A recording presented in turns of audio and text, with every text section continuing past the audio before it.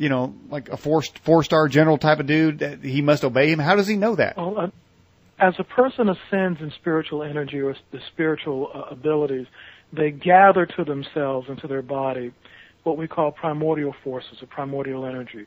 The average person might have just a trickle of this force, but as a person learns about certain spiritual secrets and traditions, they're able to gather more of it. You can liken it to a person who has normal athletic ability to a person who's a professional. Well, in the spiritual sense, a person can become a spiritual professional, and with that energy or with that elevation comes an energy that any ghost is going to be able to recognize instantly. Scares the heck out of them.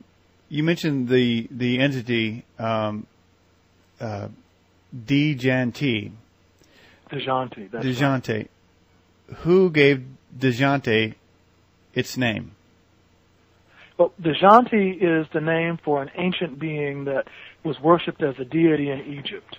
And he was given that name, which means he of the Dejuit, which is a part of the Nile River Valley, by the ancient Egyptians. Did he show you any ancient history? Was he able to? We talked about the future. Have you been shown anything? Did he show you how the pyramids were made, or tell you? Our work has been more spiritual than it has been archaeological. The work that he's shown me, or the information he's shown me, had to do more with the nature of the soul, the nature of the universe. I had gone back and seen some things in Egypt a couple of times, but that's not really my interest. And he was showing me things more that will help further me in my work and things more than just things related to the past in Egypt. Those aren't things that I'm really that much interested in. So he knew that. Do you have the power to time travel, Doctor? To time travel? To a very limited degree, in that I can leave my body and I can move forward and backwards to a very limited degree. So do you practice that? Or are you waiting for the... It's something that I'm learning. It's something I can do in a very, very, very limited degree. But a true master, I've seen them do some really remarkable things with that. Are there people in the United States that you would consider masters right now? Oh, yes. And oh, yes. Have they told you of the same sort of experiences that you have, say, how you started when you first, all of a sudden you see this dead person walking by? Is that how they started? Or what are some of their stories of how they became aware of these entities walking around? The typical story, if there is such a thing, I mean, and I hate to oversimplify it, is most of the time when a person has the gift, they know it from a very early age. They know that they're different. They usually will have dreams. They will have energetic experiences. They will have entities that visit them. They will have miraculous things happen around them that they can't explain. And these things happen from very early on. And they just continue to happen in frequency. Depending on how they respond to them, they will happen more or less within or out of their control as they get older. And in time, they will meet somebody that will, or they'll seek out somebody that will try to explain or help them understand the experience so they can grow beyond it or try to integrate it into their lives in some way. But for the most part, the people that have the gift know that they're different, and they know that from very early on that you can't just tell everybody about it because there are too many people that are not mature in their understanding of spirituality. They'll think it's from the devil. They'll think you're demonic. They'll make some negative attachment to it. So people that are true masters, you won't really hear about them because they'll keep quiet. Kind of low profile.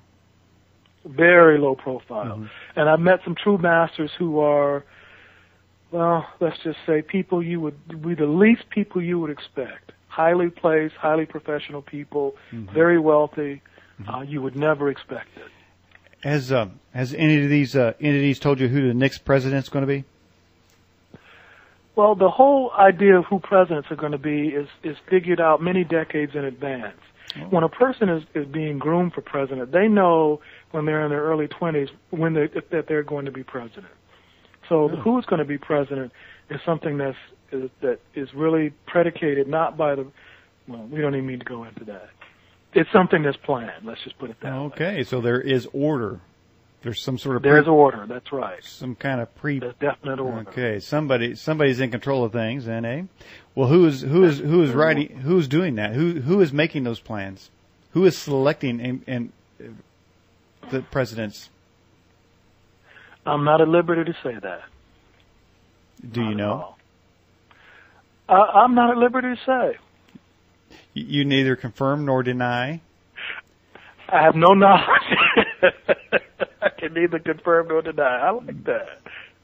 But I guess others have maybe tried to get the information from you, and if you told them and then they died, then they'd come back and they could tell somebody. So you can't really kill them. So it's nothing like that. Okay. It's nothing like that. It's just that certain things it's just not appropriate to talk about. All right. Okay. Well, let's just leave that one there then. Is there other information that you know from your experiences and communications with these entities along the lines we just mentioned? That one there was who is selecting the presidents. Then could we say who is? Do you know who was for instance, the Katrina? Was it sent or was it just a weather anomaly? Let's just call that a weather anomaly. Because we don't want to talk about who sent it. Because I'm feeling that somebody sent it. Am I reading that between? Interesting theory. Yeah. Well, okay. Very interesting theory. Okay. All right. Talking to the listeners, Doctor, to sort of whet their appetite of this whole idea of learning to deal with these spiritual connections, what would the one or two things you would suggest for people to move down the road to be more aware of these entities, maybe even up into including seeing them, knowing that they exist? Is there any kind of, should people just be looking around? What do you got for them? What could you suggest to them? Well, that's a very good question. In general, I wouldn't suggest that the average person try to tackle or deal with entities at all. If they're not already aware of them, it's not something that I would even suggest the average person try to become aware of. It's a real can of worms. And, some people will say, well, you can go to a battlefield or a haunted house or hang out at a cemetery at 2 o'clock in the morning. Yes, you're likely to see entities, but you're also likely to get entities to attach to you by doing that. Mm-hmm. And that brings its own problems. So I say when people ask me that question, that's not really something I would suggest that the average person get into unless there's some real driving, pressing need pushing them toward knowing more about that. That's not something I want the average person to even look at. Really? Okay. All right. Your website is tybro.com. We've been talking to Dr. Mitchell Gibson. Doctor, anything else you'd like to say in a final minute?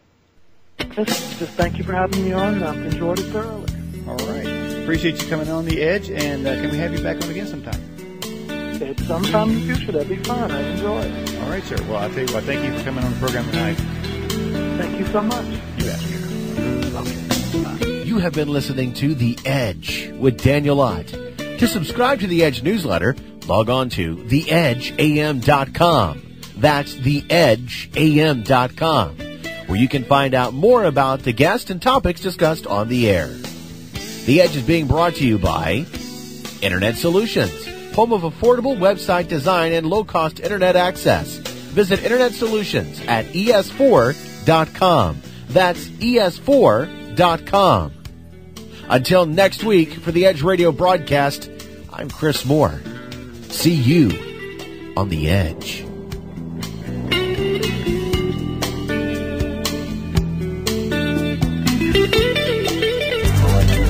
News on the USA Radio Network is next.